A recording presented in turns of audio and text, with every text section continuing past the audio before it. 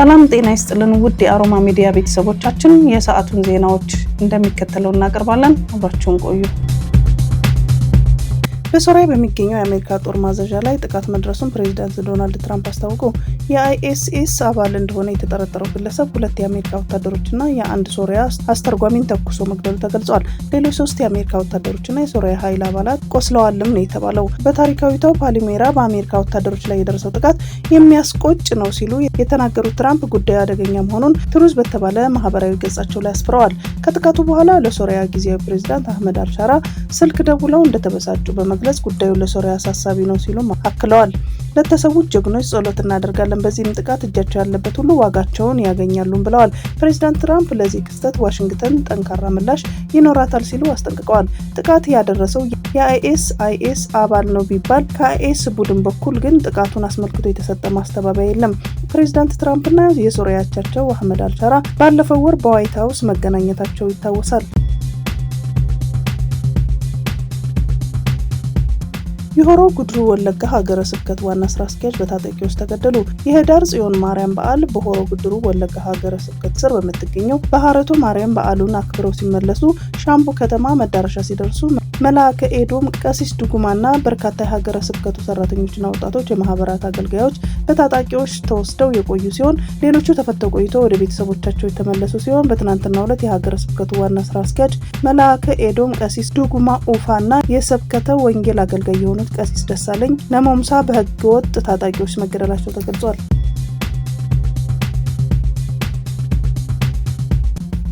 የኤርትራ መንግስት ለበርካታ ዓመታት በእስር ያቆያቸው 98 ዜጎችን ለቀቀ። የተለያዩ የመረጃ ምንጮች እንደገለጹት በኤርትራ መንግስት ለዓመታት ታስረው የቆዩት 98 ሰዎች ሰሞኑን ተለቀዋል። እስከ 5 ዓመት የሚደርስ ጊዜ በእስራት የቆዩት እነዚህ ሰዎች በሙሉ ከሃይማኖት ጋር በተያያዘ የታሰሩ ናቸው። እንደ ምንጮቹ ከሆነ ባሳለፍነው ሳምንት ሐሙስ ላይ 36 ሰዎች ከእስር የወጡ ሲሆን ከነዚህ መካከል 20 ያህሎቹ ሴቶች ናቸው። በተጨማሪም ትናንት ደግሞ ሌሎች 17 ሰዎች ተፈተዋል። ከአንድ ሳምንት በፊት በተመሳሳይ 29 ሰዎችና 19 ሰዎች በተለያየ ጊዜ መለቀቃቸውን የገለጹት ምንጮቹ በያዝነው ወር በጠቅላላው 98 እስረኞች በዋስ መፈታታቸውን አስረድተው የሰብአዊ መብት ተቋማት እንደሚናገሩት በኤርትራ 2002 በወጣው ህግ መሰረት ከኦርቶዶክስ ተዋህዶ፣ ሉትራን፣ ካቶሊክና ሱኒ ሙስሊም ሃይማኖቶች በስተቀር ሌሎች ሃይማኖቶችን መከተል በይፋ ተከልክሏል። በእስር ላይ የቆዩት እነዚህ ሰዎች ከተጠቀሱት ሃይማኖቶች ውጪ የሚከተሉ ሲሆን በርካታ ተከታይ እንዳላቸው ይነገራል። እነዚህ 98 እስረኞች የተፈቱት ቢሆንም ማይሰርዊ በተሰኘው እስር ቤት በተመሳሳይ የታሰሩ ሌሎች በርካታም እንዳሉ መረጃዎቹ አስረድተዋል። በህገ ወጥ መንገድ ነዳጅ ሲቸረችር የነበረ ግለሰብ በቁጥጥር ስር መዋሉን የአዲስ አበባ ፖሊስ ጠቅላይ መምሪያ አስታወቀ። በጉለሌ ክፍለ ከተማ ወረዳ 9 ልዩ ቦታው ጡረታ ድልድይ አካባቢ ዘሪሁን ኢብራሂም የተባለ ግለሰብ ቤንዚን ከነዳጅ ማደያ በ129 ብር እየገዛ በድብቅ 1 ሊትር በ200 ብር ሲሸጥ ታህሳስ 2 ቀን 2018 ዓ.ም ከቀኑ 7 ሰዓት ከ30 ላይ እጅ ከፍንጅ እንደተያዘ የፓስተር አካባቢ ፖሊስ ጣቢያ አስታውቋል።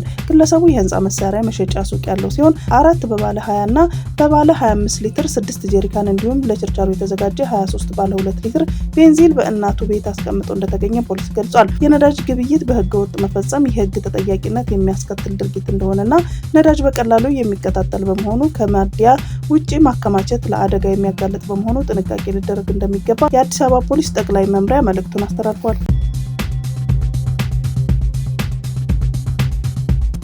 ላለፉት 3 ቀናት በመቀሌ ሲካሄድ የነበረው የህወሓት ማዕከላዊ ኮሚቴ ስብሰባ የተለያዩ ውሳኔዎችን አሳልፈው አቅጣጫዎችን ማስቀመጡ ፓርቲው ባወጣው መግለጫ አስታውቋል። መግለጫው በ2017 ዓ.ም በነበረው ውስጣዊ የፓርቲ ጉዳይ የተደረገውን ሰላማዊ ትግል ስኬት መጠናቀቁን ማዕከላዊ ኮሚቴው ድምዳሜ ላይ ደርሷል ያለው ህወሓት የክህደት ያለውን ቡድን ላይ የተወሰደውን እርምጃ እንዳደነቀ አስረድቷል። በ3 ቀናቱ የማዕከላዊ ኮሚቴ ስብሰባ የፕሪቶሪያል ስምምነት በተመለከተ ውይይት መካሄዱን ገልጾ የትግራይ ህዝብና ህወሓት ስምምነቱን ተግባራዊ ለማድረግና ወደ ዘላቂ ሰላም ለማሸጋገር በትዕግስት እየሰሩ ነው ተብሏል። ስምምነቱ አደጋ ላይ የወደቀው አደራዳሪዎችና ዓለም አቀፉ ማህበረሰብ በኢትዮጵያ መንግስት ላይ ጫና ባለማድረጋቸው ነው የሚል አቋም ላይ መድረሱን ያስታወቀው መግለጫው ሲቀጥልም የትግራይ ህገ መንግስታዊና ሉዓላዊ መሬት ሊጣስ አይገባውም በማለት ገልጿል። ስለዚህም ይህንን መሬት ነፃ ለማውጣትና የተፈናቀሉትን ወደ ቤታቸው ለመመለስ በሙሉ ኃይል ለመታገል የሚያስችል ድምዳሜ ላይ እንደተደረሰ አስታውቀው በተጨማሪም በክልሉ ባለው ማህበራዊ ቀውስ፣ በሰራዊቱ ውስጥ ባጋጠመው ችግር፣ በሰላምና ደህንነት ጉዳይ፣ በመልካም አስተዳደር ችግር ላይ፣ በሌሎች ጉዳዮች ላይ የፓርቲው ማዕከላዊ ኮሚቴ በዝርዝር ከተወያየ በኋላ አቅጣጫዎችን በማስቀመጥ መበተኑን ህወሓት መግለጫው አብራርቷል። ኤርትራ ቀጠናዊ ህብረት ከሆነው የምስራቅ አፍሪካ የልማት በየነ መንግስት ኢጋድ መውጣቷን የሀገሪቱ ማስታወቂያ ሚኒስቴር ባወጣው መግለጫ በይፋ አስታወቀ።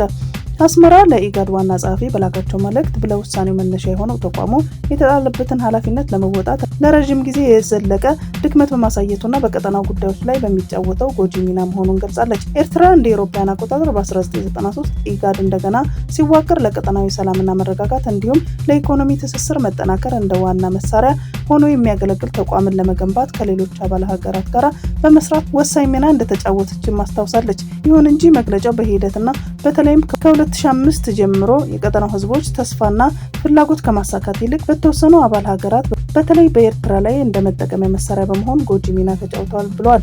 በእነዚህም ድርጊቶች ምክንያት አስመራ በጎርጎሮሳውያኑ ሚያዝያ ወር 2007 ከአባልነቷ ለመውጣት መገደዷን መግለጫውን አክሎ አብራርቷል። ኤርትራ ኢጋድ ለሪፎርም ያቀረበችውን ጥሪ ሰምቶ ያለፈውን ታሪኩን ያስተካክላል በሚል ተስፋ በጎርጎሮሳውያኑ ሰኔ 2023 አባልነቷን እንደገና አጠናክራለች። ሆኖም የሀገሪቱ መንግስት ተቋሙ ህጋዊ ግዴታዎችን መካድ ቀጥሏል ያለ ሲሆን ይህም ጠቀሜታውንና ህጋዊ ስልጣኑን እያዳከመው መጥቷል ብሏል።